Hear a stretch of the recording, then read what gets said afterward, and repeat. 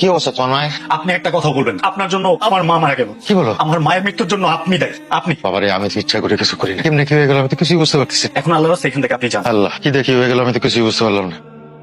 বের হও আমার বাড়ি থেকে। আমি তোমার মতো মেয়ের সাথে সংসার করতে চাই না। তোমার বাবার জন্য আমার মা মারা গেছে। বেরো। আল্লাহর দোহাই লাগে তুমি এগুলো বইলো না। সবচেয়ে বড় দোষ কি জানো? তোমার বিয়ে করা। না, এভাবে বলো না প্লিজ, সংসারটা করতে চাই please। আমি তো চাই না। জামাল, রফি সাহেবের কোনো খবর পেলে? স্যার, ওনার ফোন তো বন্ধ। কয়দিন হয় অফিস আসেন? 5 দিন হবে। আজ থেকে ওনারা চাকরি রেজিগনেশন লেটার রেডি করো, উনি আসলে ধরিয়ে দেবে। আসসালামু আলাইকুম বস, আমার ডাকছেন? আপনি কেন অফিসে আসছেন? জি বস। আপনি তো এখন আমার স্টাফ না, আপনার সাথে কথা বলে আমার মূল্যবান সময় নষ্ট করতে চাই না। বস, আমার কথাটা একটু শুনবেন। আপনার কথা কানে যায় না? আপনার কথা বুঝতে কি সমস্যা হয়? আপনার সাথে কথা বলতে আমার বিরক্ত লাগছে, বের হন। স্যার, আমার চাকরিটা চলে গেলে আমি পরিবার নিয়ে না খাই।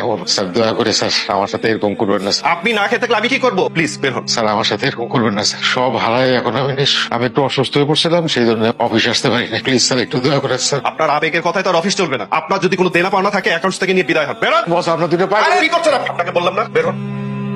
খারান আপনার তো বাড়িওয়ালা বাড়িতে ঢুকতে না করছে। কেন, কি সমস্যা? আপনার নামে নাকি মামলা হয়েছে, আপনি চলে যান, কেউ দেখলে আমার চাকরি চলে যাবে। কি বলো তুমি? আমার এমা। হ্যালো বাবা, আরে ওই তোর বাসা আসতেছি, আজকে রাতটা তোর এখানে থাকবো। তুমি তো আসতে যাচ্ছ বাবা, কিন্তু আমি তো বাসায় নাই। তুমি এখানে কেন আসছো? আর আমার বাসার ঠিকানা পাইছো কই? তোর বন্ধু হৃদয়ের কাছ থেকে নিছি। কেমন আছিস বাবা? এতদিন পর আমার বাসায় এসে জানতে চাও আমি কেমন আছি। খুব বিপদে পড়ে আসছি রে বাপ, সারাদিন কিছুই খাই নাই, শরীরটাও ভালো না। আজকের রাতটা তোর এখানে থাকি। না, আমার এখানে তুমি থাকতে পারো। যাও এখান থেকে, যাও যাও বেরো। কি বলিস? তুমি বের হও আমার বাসা থেকে। কি না, বাবার আমার একটা কলম। কি বলিস রে বাবা? আমি তোর জন্মদাতা, তোর ভালোর জন্য, তোর একটু সুখের জন্য আমার জীবনের কত স্বাদ আল্লাহ আমি বিসর্জন দিচ্ছি। কি করছো বাবা? তুমি কি করছোটা কি আমাদের জন্য? যখন যেটা চাইছি সেটা পাই। সবসময় অভাব নামে একটা নাটক বানায় রাখছো। তুমি এটা অযোগ্য বাবা। তোমার কোনো জায়গা আমার এই বাড়িতে হবে না। যাও এখান থেকে। ঠিক আছে যাই। আপনার নাচতে না খুশি? বাবা রে, আমি তো একজন বয়স্ক মানুষ, তোমার বাবার বয়স। এই রাত করে আমি কোথায় যাবো কও? আপনি কই যাবেন সেটা তো আমি জানি না। এই রাত বিরাতে আমি কোথায় যাবো কও? আচ্ছা ঠিক আছে, তাই বাড়িওয়ালা যদি কিছু কয় আমি কিন্তু সেটা জানি না। কোন মুখ নিয়ে তুমি আমাদের সামনে দাঁড়ায় আছো? কি বলো তুমি এইসব আবল তাবল? তোমার কারণে আমার শাশুড়ি মারা গেছে, তোমার আমাকে বাসা থেকে বের করে দিয়েছে, তুমি আর কি যাও বলো? মারে,